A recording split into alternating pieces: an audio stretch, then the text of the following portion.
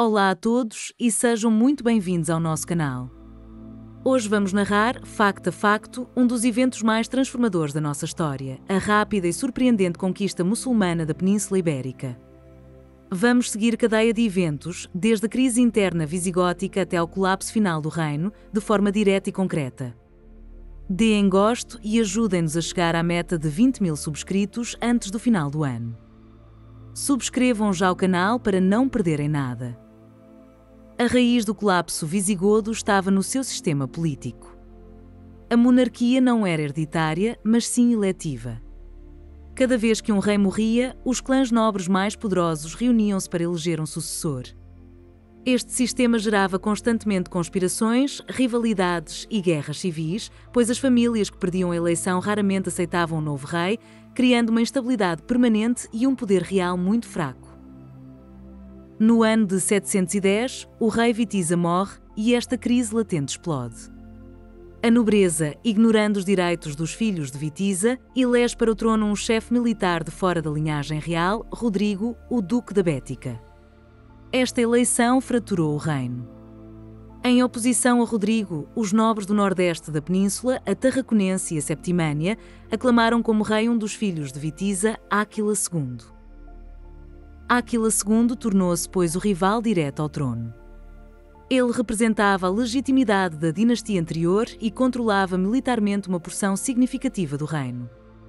A Península Ibérica ficou assim dividida em duas, com dois reis a reclamarem o poder e a prepararem os seus exércitos. Rodrigo, porém, mesmo assim, reunia a maioria do apoio em toda a Península Ibérica. Foi esta guerra civil aberta entre Rodrigo e os apoiantes de Áquila que criou o cenário perfeito para a intervenção estrangeira que se seguiu. A facção de Áquila, conhecida como os Vitizianos, sentindo-se militarmente mais fraca no sul, procurou apoio externo para a sua causa.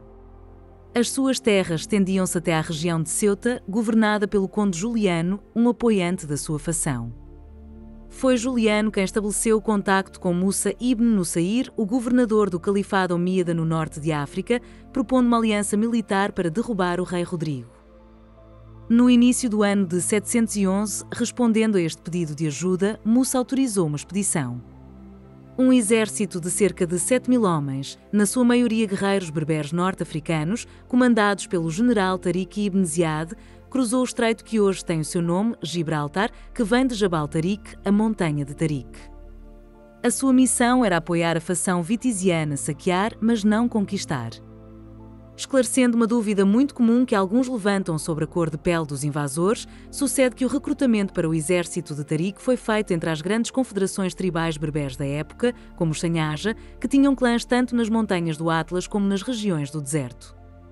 Assim sendo, o exército que invadiu a Península Ibérica em 711 era composto na sua esmagadora maioria por berberes recrutados em todo o norte de África, com cor de pele semelhante à de outros povos mediterrâneos no norte de Marrocos, Argélia e Tunísia, mas também compreendia muitos berberes de pele muito escura provenientes das tribos berberes do sul, como as populações do deserto do Saara.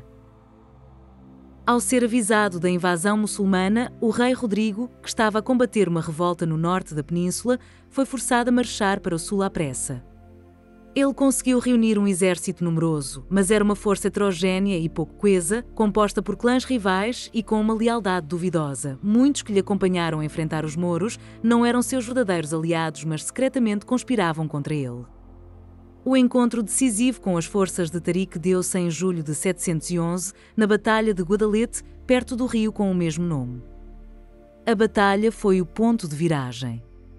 Rodrigo estava confiante na vitória porque o seu exército era numericamente muito superior ao dos mouros.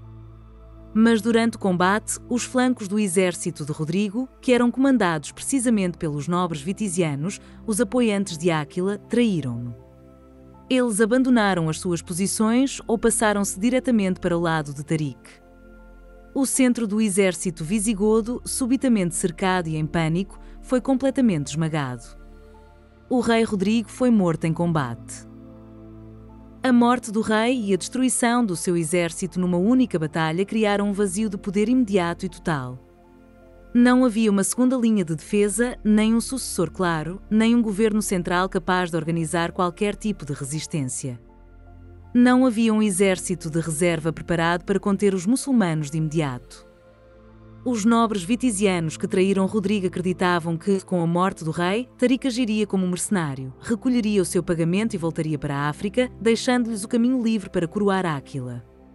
Eles não tinham a mínima noção das ambições do califado omíada nem da determinação do general berber Tariq.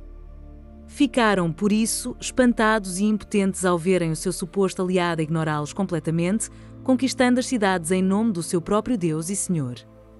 O preço da traição a Rodrigo não foi só o trono, mas a perda de todo o reino.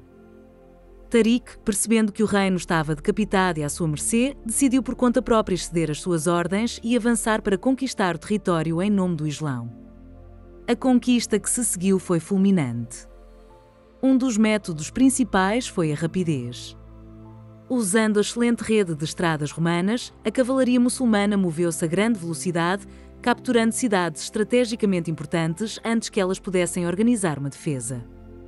No mesmo ano de 711, a cidade de Córdoba foi tomada, seguida pouco depois pela própria capital do reino, Toledo. Em seus avanços, os mouros receberam grande apoio dos judeus sefarditas. Para compreender o apoio judaico aos invasores, é preciso recordar a sua situação sob os últimos reis visigodos. Eles enfrentavam uma perseguição brutal, eram forçados ao batismo, proibidos de celebrar as suas festas, os seus filhos eram-lhes retirados e as suas propriedades confiscadas. A lei islâmica, pelo contrário, oferecia-lhes o estatuto de povo protegido, que lhes garantia liberdade de culto e segurança em troca de um imposto. Para eles, os mouros não eram conquistadores, mas libertadores. Este apoio traduziu-se em ajuda militar e estratégica direta. Em cidades-chave como Toledo, Córdoba e Granada, as comunidades judaicas sabotaram as defesas visigodas e abriram as portas ao exército de Tariq, permitindo conquistas rápidas e sem cercos. Depois, formaram milícias que guarneceram estas cidades, assegurando a retaguarda e permitindo que o exército muçulmano principal continuasse a sua marcha para norte sem se dividir. É fundamental sublinhar que, para as cidades que ousavam resistir, o avanço muçulmano era de uma brutalidade implacável. A conquista não foi um processo pacífico, como em regra nenhuma conquista é. As localidades que não se rendiam eram subjugadas pela força, sujeitas a cercos violentos, seguidos de saques sistemáticos das suas riquezas, incluindo igrejas e mosteiros. Os seus defensores eram executados e as populações, incluindo mulheres e crianças, eram frequentemente escravizadas. A ameaça desta violência explica o sucesso do outro método de conquista, os pactos de rendição. Os muçulmanos ofereciam termos generosos às cidades e aos nobres que se rendessem sem lutar. Permitiam que mantivessem as suas terras, leis e religião, exigindo apenas o reconhecimento da soberania islâmica e o pagamento de um imposto anual. Perante a alternativa da destruição, muitos aceitaram.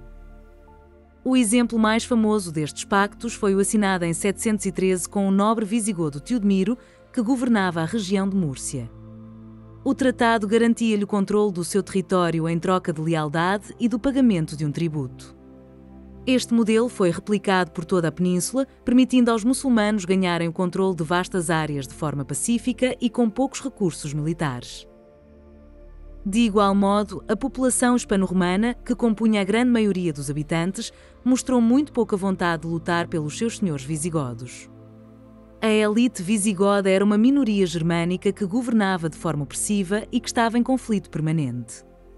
Para o povo comum, a mudança de um senhor distante por outro era, na prática, irrelevante, especialmente quando os novos governantes faziam promessas de paz e de estabilidade. Por outro lado, é crucial notar que o déficit militar visigodo era mais estratégico e estrutural do que puramente tecnológico. Embora a sua elite nobre possuísse espadas, elmos e escudos de qualidade comparável à de outros guerreiros europeus, o exército carecia de uma força profissional e coesa. A falta de preparação militar visigótica era gritante. O seu exército era uma amálgama feudal de milícias privadas leais aos seus nobres, não ao rei. Não havia uma força profissional permanente. Em contraste, reinos como o dos francos já desenvolviam um núcleo militar mais profissional e unificado, algo que os visigodos, paralisados pelas suas guerras civis, não conseguiram criar, deixando as suas muralhas urbanas sem um exército de campo capaz de as defender eficazmente. Quando a hoste principal foi destruída em Guadalete, não havia simplesmente mais nada para colocar em campo. A sua tática de combate, baseada em infantaria pesada e cavalaria de choque, também se mostrou ineficaz contra a cavalaria leve e as táticas de ataque rápido do inimigo. O sucesso muçulmano, em contrapartida, baseou-se numa força militar altamente motivada pela fé e pela promessa de riquezas, com uma liderança unificada e táticas superiores. Eles eram mestres da guerra rápida e da exploração das divisões internas do inimigo. A sua abordagem pragmática de oferecer pactos vantajosos foi uma arma tão ou mais poderosa do que as suas espadas. Em 712, Musa ibn Nusayr, o superior de Tariq, cruzou o estreito com um exército maior de 18 mil homens, na sua maioria árabes. Ele seguiu uma rota diferente, conquistando cidades que Tariq tinha contornado, como Sevilha e Mérida, esta última após um longo cerco. Os dois generais encontraram-se finalmente em Toledo para consolidar o seu poder sobre a península. Em menos de uma década, por volta de 718, praticamente toda a península estava sob controle muçulmano. Apenas uma pequena região montanhosa nas Astúrias, no extremo norte, conseguiu resistir. Foi aí que, em 722, um nobre chamado Pelágio conseguiu a primeira vitória cristã na Batalha de Covadonga, dando início simbólico ao longo processo de 800 anos que ficaria conhecido como Reconquista. Assim, o reino visigótico não foi conquistado, ele implodiu. A sua queda foi o resultado direto da sua instabilidade política crónica, da traição dos seus nobres e da sua incapacidade de inspirar lealdade na população que governava. Os muçulmanos foram apenas o catalisador externo que acelerou um colapso que, muito provavelmente, já estava em marcha há várias décadas.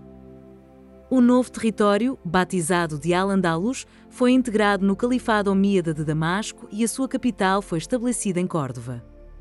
O Al-Andalus viria a tornar-se um dos centros mais brilhantes da civilização medieval, superando largamente, em ciência, cultura e sofisticação, os reinos cristãos da Europa da mesma época, com avanços notáveis em todas as áreas do saber. Esta conquista alterou para sempre a história da Península Ibérica. Deu origem a quase 8 séculos de presença islâmica, cuja herança cultural é visível até hoje. A lição factual é clara: o sucesso moro deveu-se à sua coesão, estratégia e pragmatismo. Eles exploraram uma oportunidade criada por outros. O insucesso visigodo deveu-se inteiramente à sua desunião, às suas lutas internas pelo poder e a uma estrutura social fraturada que implodiu ao primeiro choque sério, demonstrando que a desunião interna é o caminho mais rápido para a ruína.